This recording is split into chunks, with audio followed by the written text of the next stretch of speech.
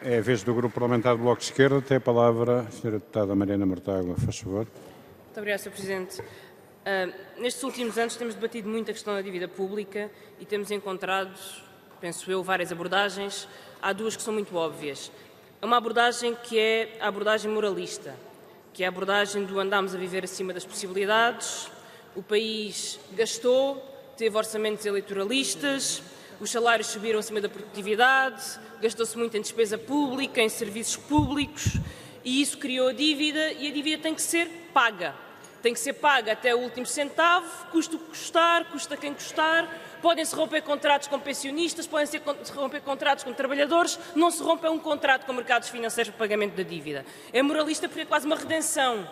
A crise é a culpa dos nossos pecados e vamos redimir dos nossos pecados pagando uma dívida que é o nosso dever moral até o último centavo, porque muitos contratos podem ser rasgados, a dívida não é um deles. Esta abordagem é errada, porque a dívida tem fatores estruturais que derivam da pobreza estrutural da economia portuguesa e também de más decisões políticas do passado, mas é em grande medida o resultado conjuntural da crise financeira. Porque as crises criam déficit, porque as crises aumentam os juros, porque as crises têm problemas de especulação sobre os juros. E eu recordo que em 2007 a dívida era alta, mas era 68% do PIB. E em 2008 a dívida era alta, mas era 71% do PIB. E em 2014 a dívida era 130% do PIB. A dívida é muito mais uma consequência da crise do que uma causa da crise, embora haja problemas estruturais no nosso endividamento externo e no nosso endividamento público. Há uma outra abordagem, que é uma abordagem racional a este tema. A primeira é de reconhecer que é um problema. Não vamos pôr os problemas para baixo do tapete porque não temos coragem de os enfrentar ou coragem de enfrentar aqueles que nos impõem más soluções. É um problema e não deixou de ser durante este governo, são 125% do PIB. E devemos perguntar porquê é que é um problema então? Porquê é que a dívida é um problema?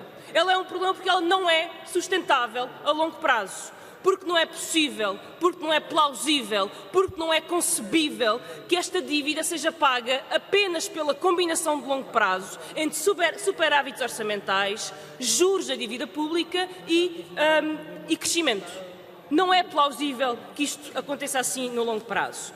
Em primeiro lugar, mesmo se houvesse uma garantia de juros e de crescimento económico nos próximos 20 anos, a obrigação de um superávit primário nos próximos 20 anos é uma coisa muito pouco vista na Europa, ou quase nunca vista, e obriga os Estados a uma pressão enorme de estar sempre a adiar ou a nunca fazer investimentos estruturais. O nosso SNS esteve estagnado durante 10 anos, sofreu cortes durante 10 anos.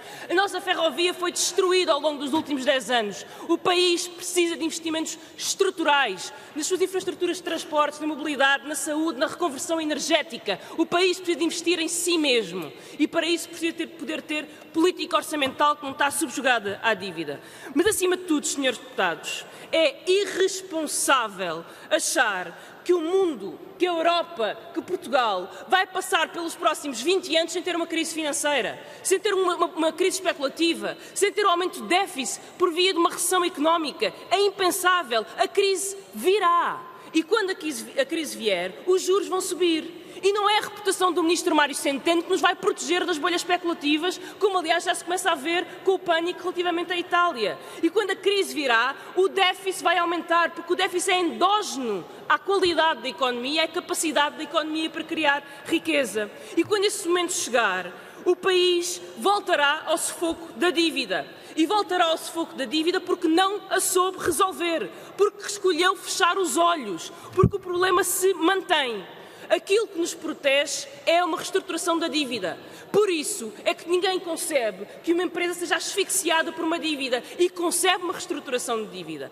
Porque é aquilo que permite a um país continuar a pagar uma parte da dívida, mas ter capacidade para crescer, para se desenvolver. Porque o país tem outras responsabilidades que não são apenas pagar uma dívida. E tem responsabilidades importantes para com os seus cidadãos, para com os seus pensionistas, para com os funcionários públicos, para com os mais pobres. E estas responsabilidades não são nem mais nem menos importantes, são mais importantes até do que um contrato com o mercado financeiro ou um contrato de dívida pública. Senhores deputados, ao longo do porque, ao contrário do que disseram aqui, houve muitas personalidades ouvidas, nomeadamente a doutora Manuela Ferreira Leite, que reconhecem este problema de longo prazo. Reconhecem, porque qualquer pessoa que faça as contas sobre juros, crescimento e superávit percebe que aquilo que estão a dizer que é suposto acontecer é impossível de acontecer nos próximos 20 anos. Mas mais do que isso, reconhecem que o Tratado Orçamental é uma aberração.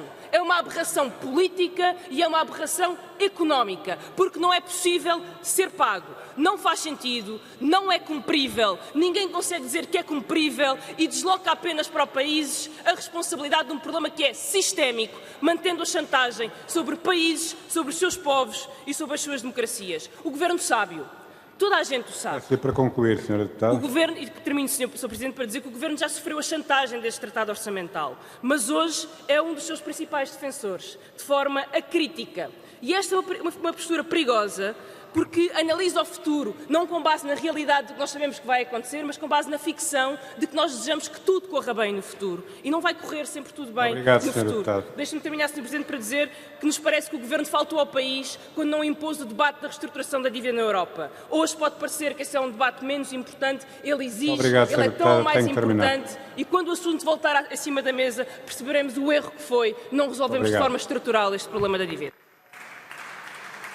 Tem a palavra pelo Grupo Parlamentar do